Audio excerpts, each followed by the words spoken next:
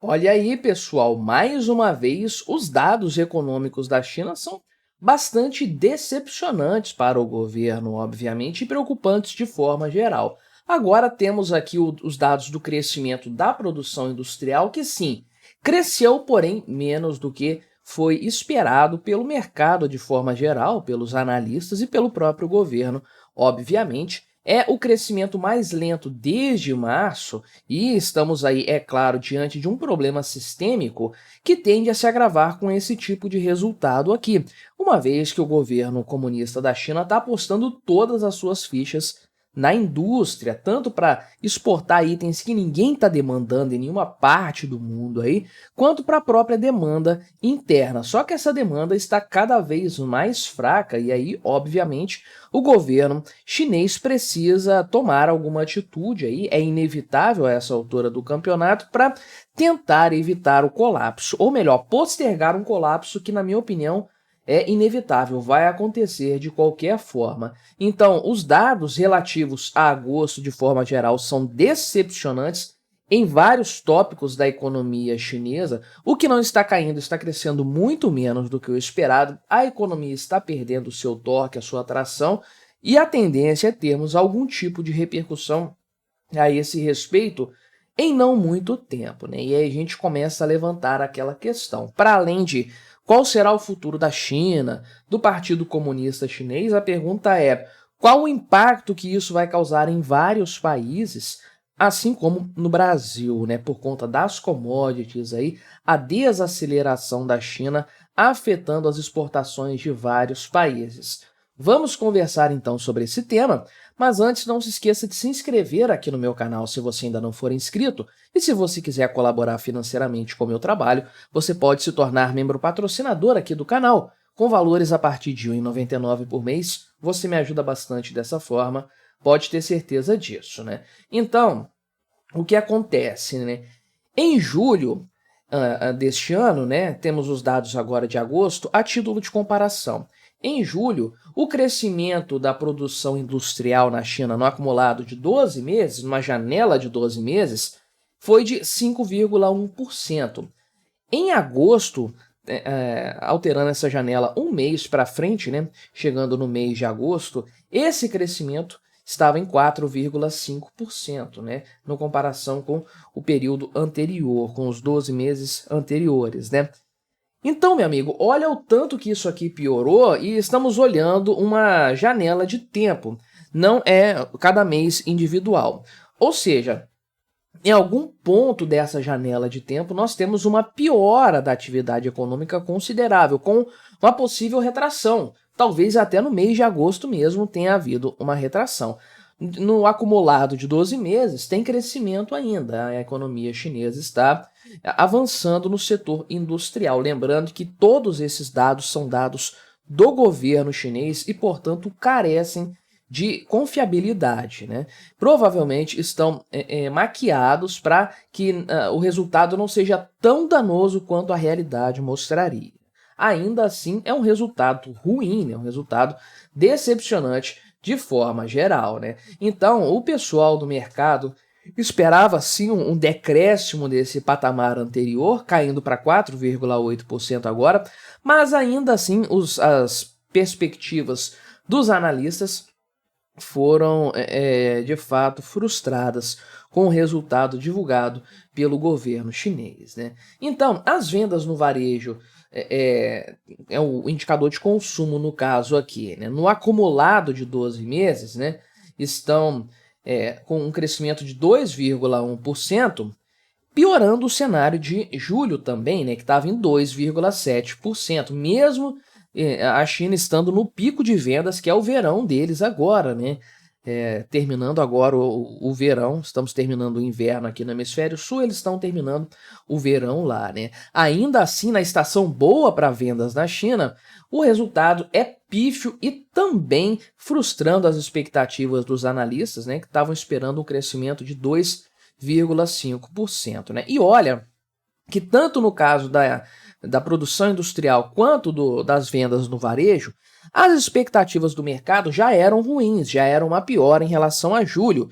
Só que o agosto foi muito pior do que o mercado esperava, né?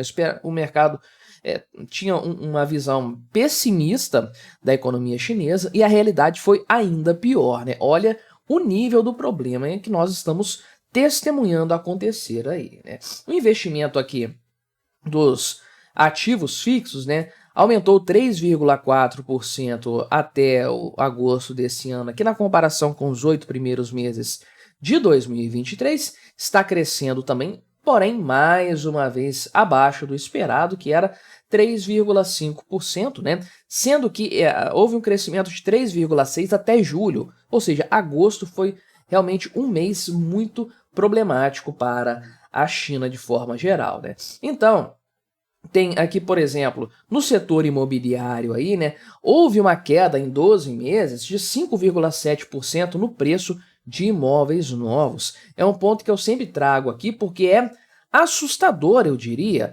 Pense bem, na maior parte do tempo a gente sempre ouviu falar que imóveis eram um bom investimento que se valorizava com o tempo e tudo mais. Você comprava uma casa hoje, um terreno, alguma coisa, isso se valorizava no tempo, você ia vender muito mais caro lá na frente. E caramba, na China, olha só o quanto os imóveis estão perdendo valor. 5,7% em um ano. É muita coisa isso aqui, meu amigo. Se você mantém esse patamar aqui por 4 anos, né? Esse nível de queda, os imóveis vão perder um quarto do valor deles. Pensa nisso em apenas 4 anos. É realmente uma coisa, um cenário assustador esse do setor imobiliário. Para mim, esse setor aqui já acabou. Ele está fadado a desaparecer completamente.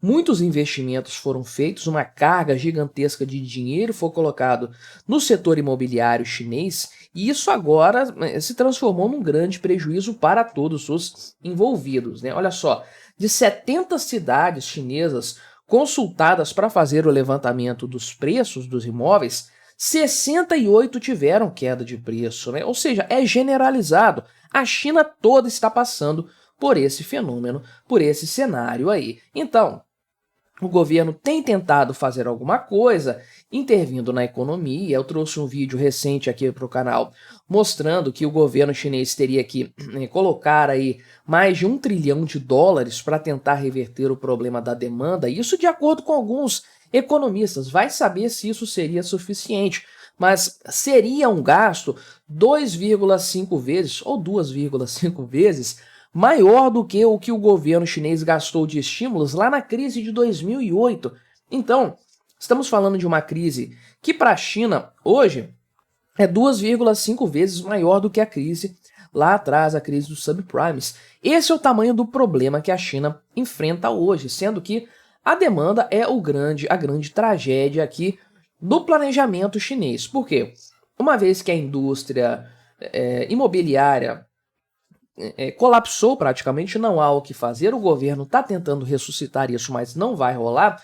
O que o governo comunista decidiu fazer foi apostar na indústria, mudar o setor foco, o setor-chave do motor da economia chinesa. O que o governo quer hoje é entregar os 5% de crescimento econômico e nada além disso. Mas está difícil alcançar esses dados, mesmo com os números maquiados do governo, né? Então, para que a indústria possa crescer de forma contínua, o governo chinês precisa dar vazão aos produtos que estão sendo fabricados pelas indústrias.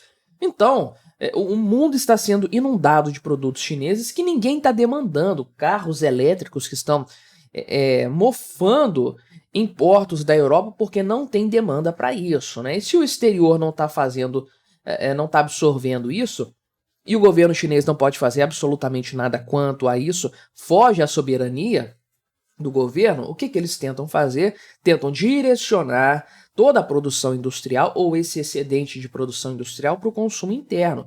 Só que o consumo está caindo mês após mês, as pessoas estão gastando menos dinheiro em todos os setores econômicos, não há nenhum setor que esteja isento disso hoje. Ou seja, né, o tal do carro-chefe da economia chinesa agora, a aposta do Partido Comunista Chinês, que é a indústria, não está conseguindo ter tração também porque não há demanda. Se o consumidor lá na ponta não está comprando, o varejista não compra, o atacadista não compra e a indústria não tem para quem vender então. E aí por isso que você vê a produção industrial crescendo cada vez menos, vai se estagnar em não muito tempo. E também os setores de commodities começam a ter problemas, porque não tem para que indústria vender, né? E é o grande problema aqui do Brasil, sem dúvidas, né?